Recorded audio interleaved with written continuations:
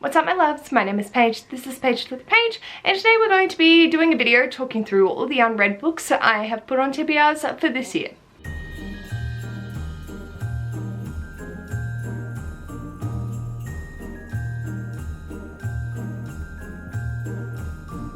So for this video, Crystal from Bond Book Reviews kindly provided this as an idea as something that I would want to touch base with. So I'm going to talk through all the extra books that I have put on my TBRs from February through to November of this year. January and December, I have lofty goals in January and I fulfilled in a different way. And December, I'm still currently in it. So we're just going to do February to November for all the extra books that I put on my TBR that I didn't end up getting to. For my TBR game, which is Cluedo Chooses My TBR, I do have mandatory books and then I have optionals. So these are mostly the optionals, and occasionally if there was something that I wanted to accomplish for that month, that this would encompass those. So it might be the in-game challenge ones that I got, or it might just be an extra one that I wanted to throw on to be able to fulfill prompts for whatever. And with that, there are 32 books throughout all the months. However, there is only 30 books because 2 of them have appeared twice. If I do not read these 2 books that have appeared twice and I put them on another TBR next year and don't read them, I'm allergic to my own bullshit. They're being unhauled. That is how the cookie is going to crumble. So I definitely need to put them on a TBR and actually fucking read them. I have also started to switch around the way that I do my TBRs and am open to mood reading as well. There's a couple of these that have sort of just fallen by the wayside. In saying that, there are 19 physical books that I own and then 11 digital ones. So let's talk through each month. For February of 2022, I have 3 that were unread. The first is the digital one, which is The Atlas 6 by Oliver Blake, and I haven't got to this. It is a NetGalley arc that I have, so I should, and we've also ordered the Atlas Paradox for this Christmas, so I do need to pick that one up ASAP. In terms of physical, I have Watch Over Me by Nina LaCour. I have constantly been drawn to this, putting it on TBRs and not getting to it, and it is rather infuriating because I want to, but I don't. Then House of Sky and Breath by Sarah J Maas. I got intimidated. I was like, yeah, the second it comes in, I'll sit down, I'll read it, I'll do the right thing, and I did not. This beast is taking up a lot of brain space.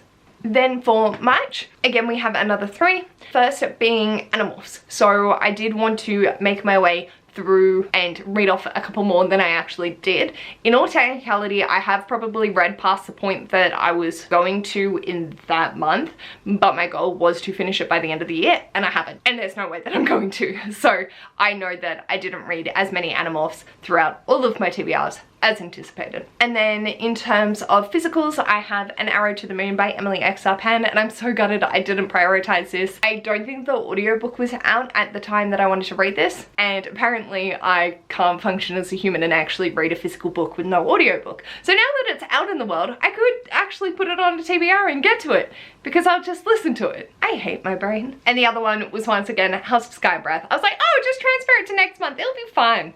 It was not fine. If I don't read this behemoth by sometime next year and I put it on a TBR, I'm gonna have some fucking problems with myself. For April, I didn't have any. For May, I had 6. So this was when my sister chose my TBR and a lot of family stuff happened and I did not have the space in my brain to be able to actually human, let alone read books. So that is why this is as big as it is. It's still not that big, like 6 books is pretty good. I think I still managed to read 6 books that month, so you know, life happens. In terms of my ebooks, I have The Fifth Elephant by Terry Pratchett, which was the 5th in the Guards Guard series, and yeah, that just fell by the wayside. My bad, sorry guys. And then I have The Holloway Girls, which again was an arc on NetGalley that I didn't end up getting to, and so here we are. In terms of physical books, I had The Handmaid's Tale by Margaret Atwood, The Secret History by Donna Tartt, The Unspoken Name by A.K. Lockwood, and On the Come Up by Angie Thomas. So for this stack, these 2 intimidate the absolute shit out of me. And these 2, I really actively want to get to and keep procrastinating on them. So fucked if I know how and why this happened, but here we are. I'm actually like okay with not reading my TBR. I felt like a lot more restrictive around this time, and now I'm just like, yeah, whatever bros, it's no bother. No bothers were given today. But I would still like to clear this off because I do have documentation of wanting to have read these and haven't. I haven't actually figured out a goal for tackling these next year. I just thought I'd make this video and say sup.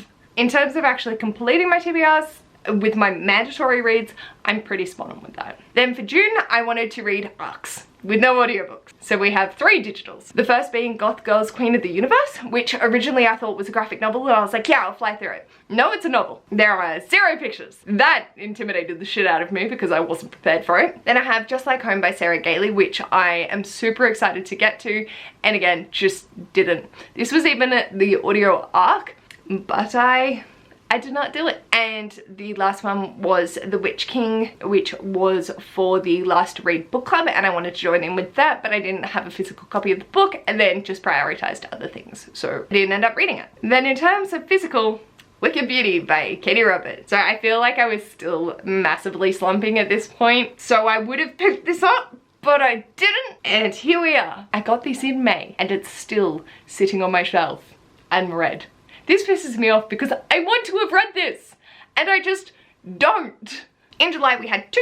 The first being Wild is the Witch by Rachel Griffith. I haven't read A Nature of Witches yet, but I still wanted to pick this one up and see if I wanted a first edition printing because they are stunning under the dust jacket, and I didn't get to it. Then the other one was Goodbye Perfect by Sarah Barnard. This doesn't actually have an audio book for it, and again, brain space does not exist for non-audio books apparently. Love that. It's also on my self-destruct list, so that's great. In September there were 3. The first being Queenslayer by Sebastian de Castell, again similar to Wicked Beauty. Fucking pisses me off that I haven't read this because I adore this series and cannot wait to continue, but apparently I can because I don't fucking pick it up. Then I had A Gathering of Shadows by V.E. Schwab, which I believe was my big book pick for that month. Didn't get to it, but I know that I have a high interest in continuing on with the series and finishing it off. And then finally for September I have Broken Things by Lauren Oliver. This is Elisa's pick from the Petite Punk for my Advent Challenge, so I do need to get to this by the end of the year, and we will see this repeat itself